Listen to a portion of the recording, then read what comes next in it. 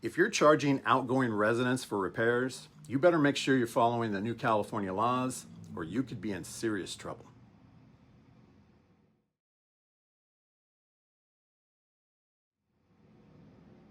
Hi, I'm Brian Bean, founder of Dream Big Property Management here in Riverside, California. Today I'm talking about everything rental home investors need to know about collecting, holding, and if necessary, deducting from an outgoing resident security deposit under California's new laws. First, let's start with the numbers. How much can you charge for a security deposit?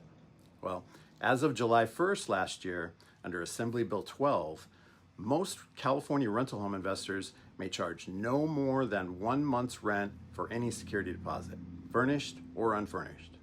There's one exception. If your property is held in title in your name or your family trust, not a corporation or an LLC, and you own no more than 2 properties with 4 units or fewer, you may be able to charge up to 2 months' rent for a deposit. Also important, all deposits count toward that total cap. Security deposit, pet deposit, key deposit, the total for all deposits is capped as one amount. If you're unsure, check your local ordinances for specific rules that may apply to your property. Now, once you have a security deposit in hand, what are the rules? Security deposits belong to your residents, not to you. By law, they must be treated as fully refundable unless the resident leaves unpaid rent or legally allowable deductible damage when they vacate the property. Property managers must place security deposit in a special client trust bank account. Self-managing investors should consult with their attorney to ensure that they're following state requirements on that mark. However, anyone who places security deposit funds in an interest-bearing account must account for and credit that interest to the resident. It is not yours to keep. After your resident moves out, you have up to 21 calendar days to return any remaining funds and provide an itemized statement of any deductions. So what might qualify for allowable deductions? Well, not all bumps and scrapes can be charged to the resident. Normal wear and tear is the property owner's responsibility. That includes minor scuffs on walls, faded paint after years of occupancy, small nail or tack holes, carpet wear from normal use, fixtures that have worn out. Those items cannot be assessed to the resident. Damage beyond normal use can be considered the resident's responsibility. So large holes in walls, broken fixtures from misuse, carpet burns, tears, excessive stains. In some cases, charges to the residents may have to be prorated. For example, carpet has a useful life of 8 to 10 years. If someone damaged carpet that was 4 years old, you might be able to bill them for half the cost of repair or replacement. Interior paint has a useful life of 3 to 5 years. Repainting after that time frame would be the property owner's expense. However, patching a giant hole before the painting might be charged to the resident. Clarity is key. Document everything. Use time-stamped photos. Why? Because now it's the law. Assembly Bill 2801 requires rental property investors to provide photographic evidence if they're going to make a security deposit deduction. And as of April 1st this year, you must take time-stamped move-out photos before any repairs. Beginning July 1st this year, you must take time-stamped pre-move-in photos for future move-ins. Here are the rules of engagement. For all new tenancies starting July 1st and thereafter, perform a full pre-move-in inspection with high-res time-stamped photos of every room, floor to ceiling, all appliances and fixtures, full exterior view and landscaping, and any existing wear or damage. Store those photos with your notes and get a signed acknowledgement from your residents. At move-out, as soon as you've regained possession of the property, immediately take time-stamped photos before any repairs or cleaning of every room, floor to ceiling, all appliances and fixtures, full exterior view and landscaping, and any noticeable damage or cleaning needed. Then, complete any repairs and cleaning. Take time-stamped photos of the completed work.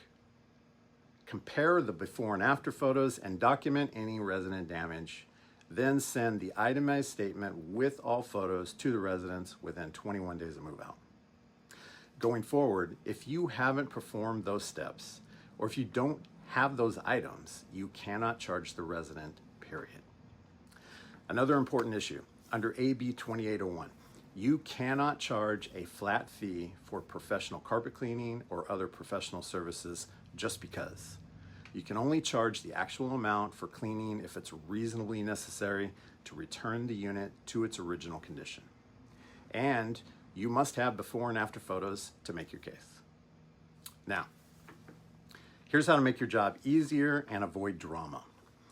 A pre-move out inspection is required by law. When a notice to vacate is given, you must immediately offer the resident a pre-move out inspection. The purpose is to show the resident what issues to correct before they leave. But here's a pro tip. Send them a copy of your pre-move-in inspection and photos along with your cleaning checklist. Good communication can prevent disagreement later. Look, security deposits are among the most common disputes in rental properties, but most can be avoided if you just follow 3 simple rules. 1, know the laws. The legislation on security deposits is specific and straightforward. Not knowing it will put you in peril. 2, document everything. Take good photos before and after the tenancy. It's easy to forget what color a wall was or whether that bedroom door had a dent or not, and the photos and a written record will put everyone on the same page. And 3, be a good human. Security deposits belong to the resident, not you. It's money held in trust to take care of problems if someone doesn't behave properly. The goal should be full refund. And if you prepare yourself and your residents properly, there's a good chance you'll have a quick and smooth transition from one renter to the next. That means less vacancy, which equals greater profitability. If you have questions about California security deposit rules, or if you just want to kick around the best strategy to keep your rental property occupied, call me directly at 951-314-5402. I'm happy to share. Want a free copy of our security deposit compliance checklist? Head over to our website, dreambigpm.com. Click Contact Us to request a free copy. Now, here's a question for you. What are your best tips for handling a move out? In the comments section below, give us your best advice. I'd love to hear from you. And as always, if you found the information you heard here today useful, please do us a favor and like and subscribe. It helps us help others just like you. Don't be accidental about your future. Be intentional. To your success.